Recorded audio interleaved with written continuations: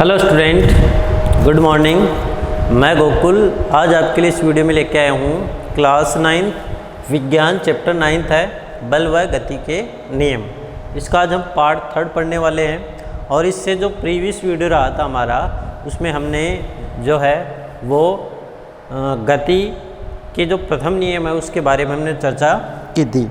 और आज के इस वीडियो के अंतर्गत हम जो पढ़ने वाले हैं वो पढ़ेंगे संवेग।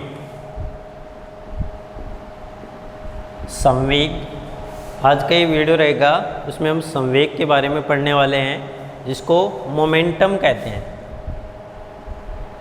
मोमेंटम, संवेग या मोमेंटम, ठीक है। अब ये इसको यदि हम परिभाषित करें तो संवेग किसके बराबर होता है? संवेग किसी वस्तु के, जब कोई वस्तु गतिशील होती है, गतिशील वस्तु में संवेग उत्पन्न होता है। जब कोई वस्तु गतिशील होती है तो वस्तु के द्रव्यमान, m के यहाँ पे द्रव्यमान, वस्तु के द्रव्यमान और जो वेग होता है उसके गुणनफल को, द्रव्यमान व वेग v के गुणनफल को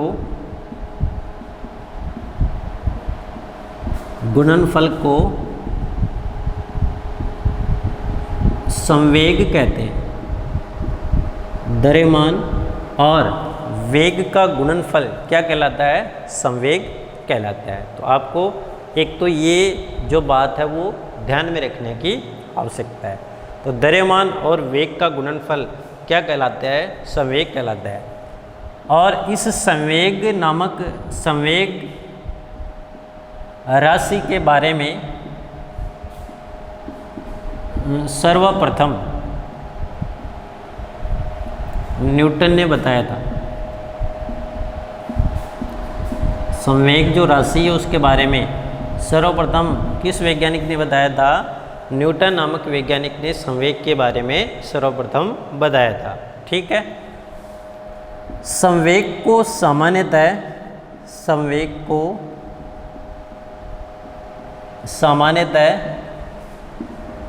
P से प्रदर्शित किया जाता है। किससे प्रदर्शित करते हैं? P से प्रदर्शित किया जाता है। तो संवेग को किससे प्रदर्शित करेंगे? P से प्रदर्शित किया जाता है। तो हम क्या लिख सकते हैं? अतः संवेग बराबर द्रव्यमान इंटू वेग। तो संवेग को लिखते हैं P बराबर m इंटू वी। तो P बराबर क्या हो जाएगा? m into V. यहाँ P क्या है? संवेग है, m क्या है? द्रव्यमान, और v क्या है? वेग को प्रदर्शित करता है, अर्थात वेग को डिनोट करता है, ठीक है। संवेग जो होता है, संवेग में परिमाण व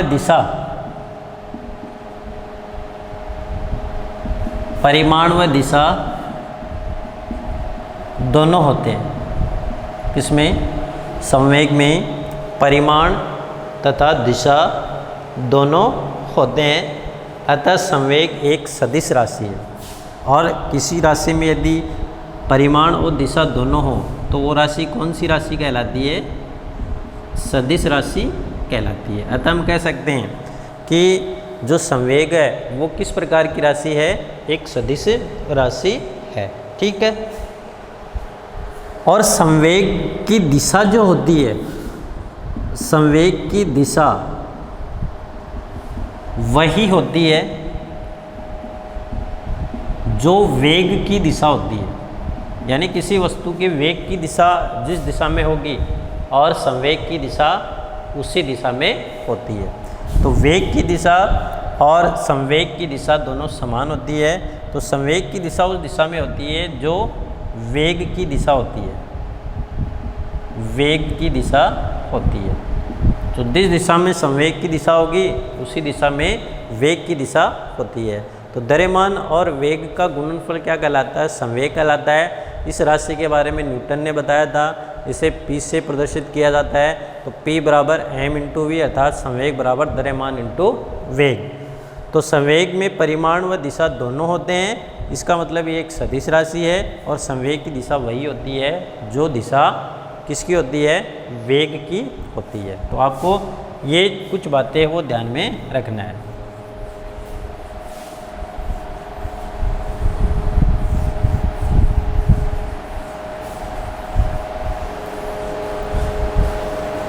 अगला आपको पॉइंट पढ़ना है संवेग का एसआई मात्रक। संवेग का एसआई मात्रक।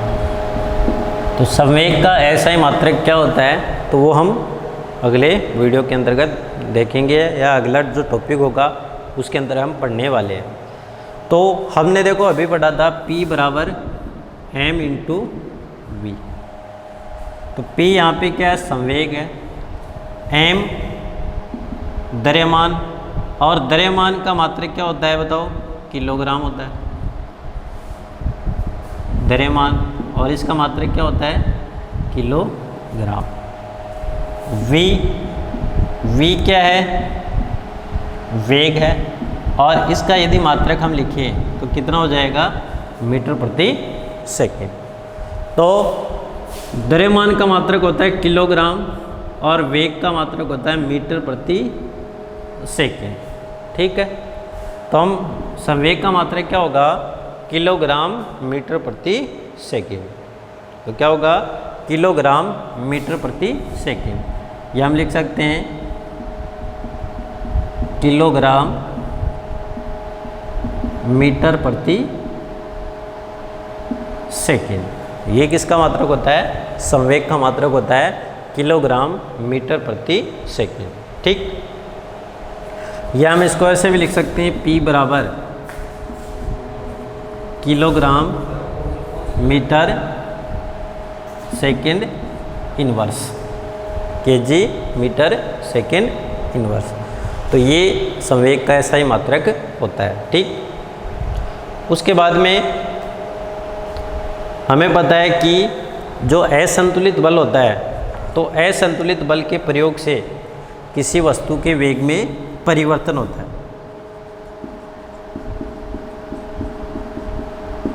असंतुलित बल के प्रयोग से किसी वस्तु के वेग में परिवर्तन होता है। जब किसी वस्तु पर असंतुलित बल लगता है, उस स्थिति में उस वस्तु के वेग में परिवर्तन होगा, वस्तु का वेग चेंज हो जाता है। ठीक है, इसलिए कह सकते हैं कि बल के प्रयोग से संवेग में परिवर्तन होता है। अतः बल के प्रयोग से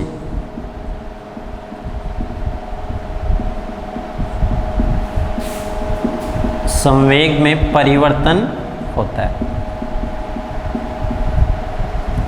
तो बल के प्रयोग से संवेग में परिवर्तन होता है। तो बल का प्रयोग करके हम किसी वस्तु का जो संवेग है उसमें परिवर्तन कर सकते हैं। अब अगला पॉइंट है गति का द्वितीय नियम।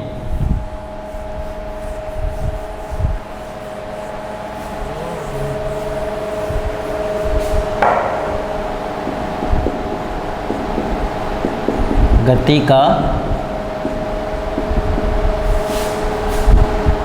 द्वितीय नियम। अब गति का द्वितीय नियम क्या कहता है? ठीक है, तो इसमें हम देखते हैं गति के द्वितीय नियम के बारे में।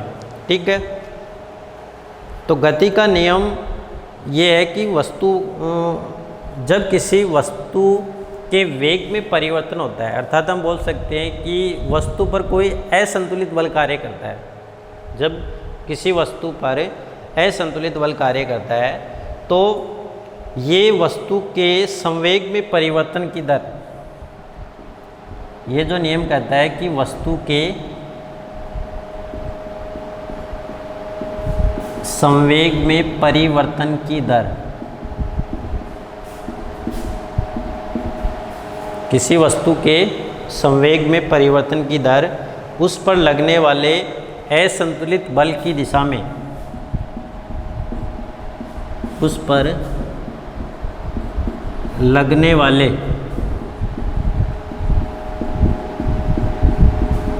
असंतुलित बल की दिशा में, उस पर लगने वाले असंतुलित बल की दिशा में कार्यरत बल के समानुपाती होता है। कार्यरत बल के समानुपाती होता है। तो किसके बराबर होगा? जो उसके ऊपर कार्यरत बल होता है असंतुलित बल की दिशा में कार्यरत बल के समानुपाती होता है किसी वस्तु के संवेग में परिवर्तन की दर। तो ये गति का द्वितीय नियम कहलाता है। ठीक है, इसे न्यूटन की गति का द्वितीय नियम कहते हैं। ठीक, उसके बाद में आपको ध्यान रखना है गति के द्वितीय नियम की गणितीय गणना।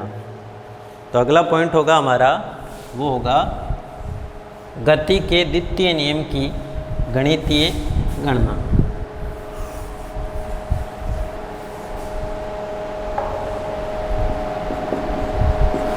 गति के द्वितीय नियम की गणितीय गणना। तो गति के द्वितीय नियम की गणितीय गणना हम किस प्रकार से जो है वो कर सकते हैं, तो ये हमें पता होना चाहिए। जैसे इसके लिए हम ज्ञात करते हैं, माना कोई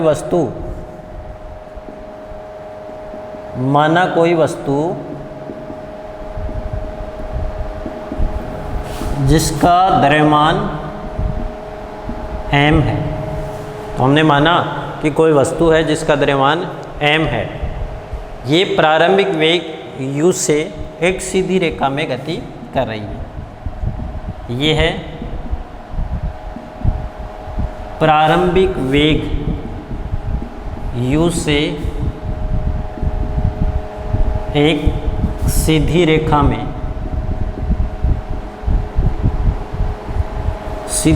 में गति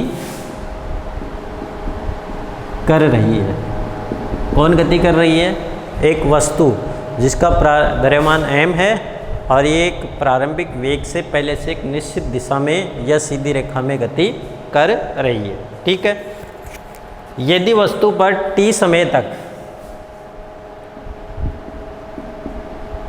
यदि वस्तु पर t समय तक बल F लगाते हैं तो वस्तु का, यदि किसी वस्तु पर t समय में बल F लगाते हैं तो वस्तु का वेग v हो जाता है।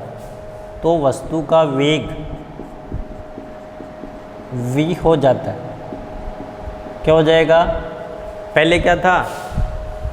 u था प्रारंभिक, m द्रव्यमान था और उसके ऊपर बल F लगाते हैं तो वस्तु का वेग u से बढ़कर क्या हो जाता है? v हो जाता है। अतः संवेग, तो संवेग क्या होता है? अतः संवेग द्रव्यमान इंटू वेग। तो संवेग को किससे लिखते हैं? p से, और द्रव्यमान को m से, और वेग को किससे लिखते हैं? v से लिखते हैं। ठीक है, अब हमें पता है दी गई वस्तु का प्रारंभिक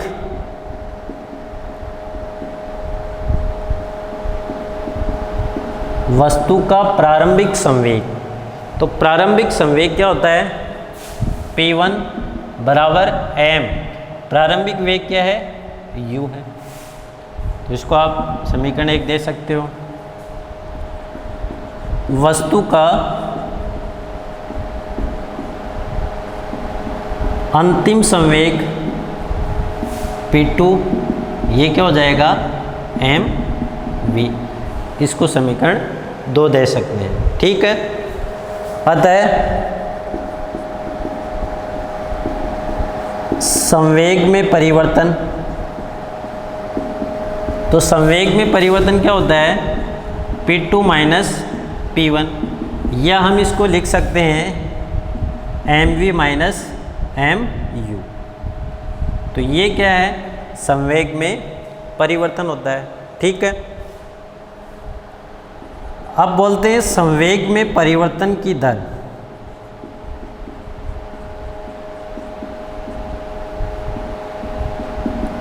तो संवेग में परिवर्तन की दर जो है वो किसके बराबर होती है।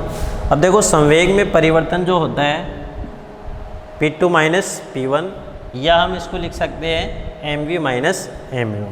और संवेग में परिवर्तन की दर क्या हो जाएगी, mv माइनस mu बटा t। तो ये क्या हो जाएगा, संवेग में परिवर्तन की दर mv माइनस mu बटा t। अब इसको यदि और अधिक हल करें तो संवेग में परिवर्तन की दर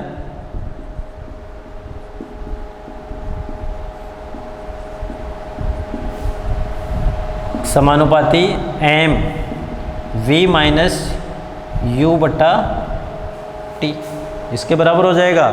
संवेग में परिवर्तन की दर क्या हो जाएगी, m v माइनस u बटा t।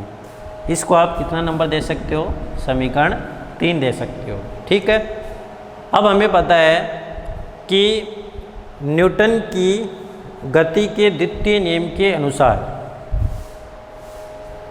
जो हमने देखा था,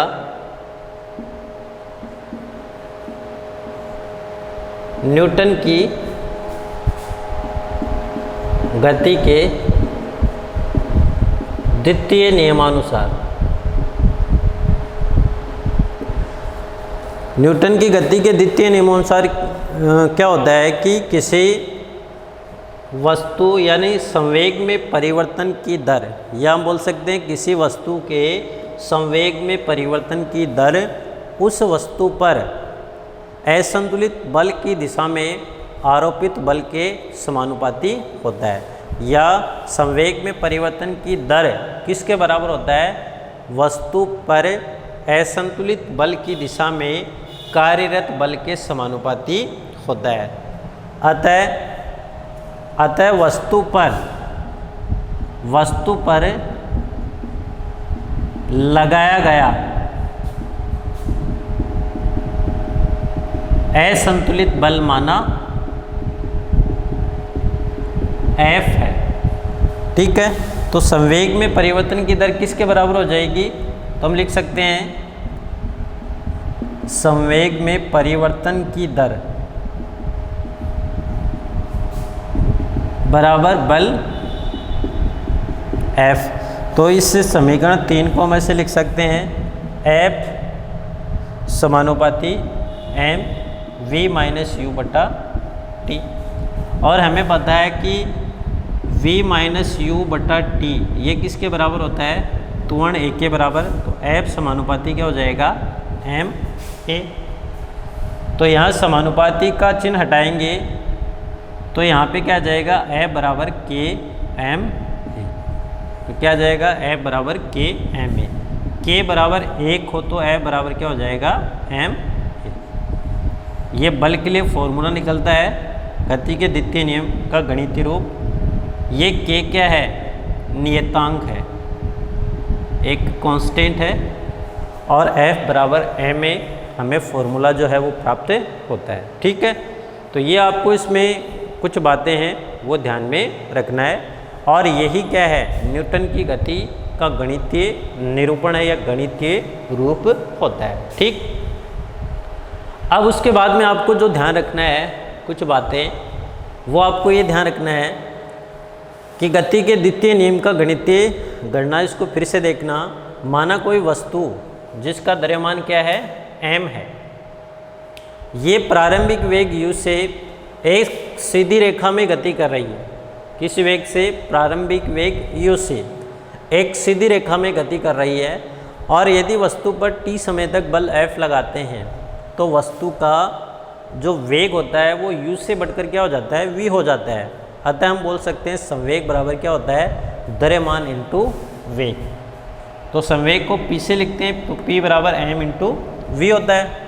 तो वस्तु का प्रारंभिक संवेग p1 बराबर mu, वस्तु का अंतिम संवेग p2 बराबर mv। अतः संवेग में परिवर्तन की दर p2 माइनस p1 हो गया। तो p2 की जगह क्या रख देंगे? mv और p1 की जगह mu। और संवेग में परिवर्तन की दर यानी एकांक समय में यदि संवेग परिवर्तन हो रहा है तो वो दर कहलाता है। संवेग में परिवर्तन की दर बोलते हैं। तो संवेग में परिवर्तन की दर mv माइनस mu बटा t। और संवेग में परिवर्तन की दर, तो इससे m को कॉमन लिया, v माइनस u बटा t। न्यूटन की गति के द्वितीय नियमों के अनुसार संवेग में परिवर्तन की दर जो होती है उस वस्तु पर कार्यरत असंतुलित बल, किसी वस्तु पर कार्यरत या किसी वस्तु पर लगाए गए असंतुलित बल जो होता है उसके जो परिणामी रूप से बल लगता है उस बल के समानुपाती होता है। या हम बोल सकते हैं कि वस्तु पर लगने वाले असंतुलित बल की दिशा में कार्यरत बल के समानुपाती होता है। तो माना हमने वस्तु पर असंतुलित बल लगाया, उसका मान है F है। तो संवेग में परिवर्तन की दर किसके बराबर होगी? असंतुलित बल की दिशा में कार्यरत बल के बराबर होता है। तो संवेग में परिवर्तन की जगह हम क्या रख देंगे? बल F रख देंगे। तो F समानुपाती m v माइनस u बटा t। तो हमने पढ़ा है वेग में परिवर्तन की दर त्वरण कहलाती है। तो v माइनस u बटा t किसके बराबर होता है? a के बराबर होता है। तो F समानुपाती क्या होगा? m a। तो इस समानुपात को हटाएंगे तो एक नियतांक आता है जिसे k से लिखते हैं। तो F बराबर क्या हो जाएगा? k m a। यदि k नियतांक का मतलब जिसका मान 1 हो तो F बराबर हो जाएगा m a। और ये जो फॉर्मूला प्राप्त होता है ये है गति के द्वितीय नियम का गणितीय निरूपण होता है, अर्थात गति के द्वितीय नियम का गणितीय सूत्र होता है। अब अगला इसमें जो होगा वो होगा SI मात्रक।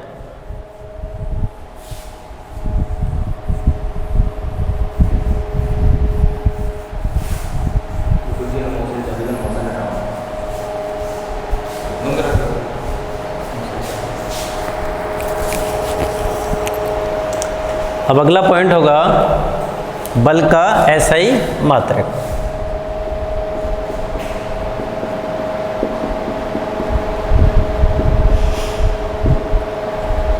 बल का SI मात्रक।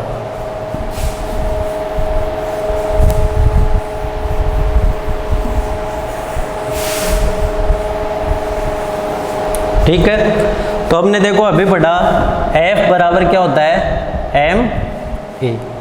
ये तो अभी देखा था गति के द्वितीय समीकरण से।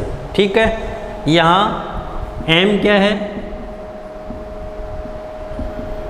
द्रव्यमान। a क्या है? त्वरण। तो हमें पता है कि द्रव्यमान का मात्रक होता है किलोग्राम और इसका मात्रक होता है मीटर प्रति सेकंड स्क्वायर। किसका? त्वरण का मात्रक क्या होता है? मीटर प्रति सेकंड स्क्वायर होता है। ठीक, तो F बराबर क्या हो जाएगा? द्रव्यमान होगा किलोग्राम इनटू A होगा मीटर प्रति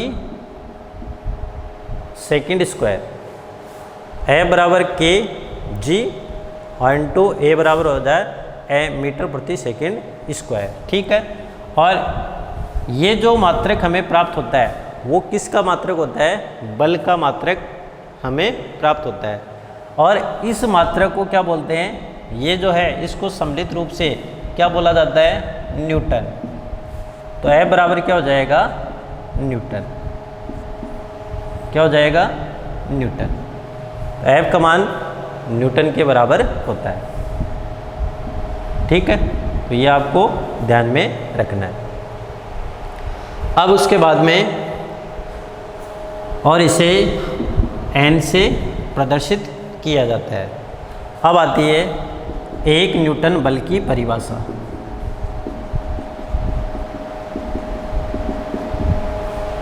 यदि m बराबर 1 किलोग्राम और a बराबर 1 मीटर प्रति सेकंड स्क्वायर हो तो कार्यरत बल है वो कितना होगा, 1 न्यूटन होता है। अतः हम लिख सकते हैं एकांक बल बल की वह मात्रा है, एकांक बल बल की वह मात्रा है जो 1 किलोग्राम वाली किसी वस्तु में, जो 1 किलोग्राम वाली किसी वस्तु में 1 मीटर प्रति सेकंड स्क्वायर का त्वरण उत्पन्न कर दे। 1 मीटर प्रति सेकंड स्क्वायर का त्वरण उत्पन्न करती है। तो इस प्रकार जो है वो हमने आज का ये हमारा वीडियो रहा। तो उस वीडियो के अंतर्गत हमने गति का द्वितीय नियम, गति के द्वितीय नियम का गणितीय निरूपण, उसके साथ में हमने बल है उसका मात्रक देखा, संवेग के बारे में जाना और 1 न्यूटन बल कितना होता है तो उसके बारे में भी हमने इस वीडियो के अंतर्गत जाना। तो हमारा अगला जो वीडियो रहने वाला है तो उस वीडियो के अंदर हम दैनिक जीवन में जो उपयोगी उदाहरण होते हैं, कौन कौन से उपयोगी उदाहरण हैं, तो उनके द्वारा हम अगला भाग पढ़ने वाले हैं।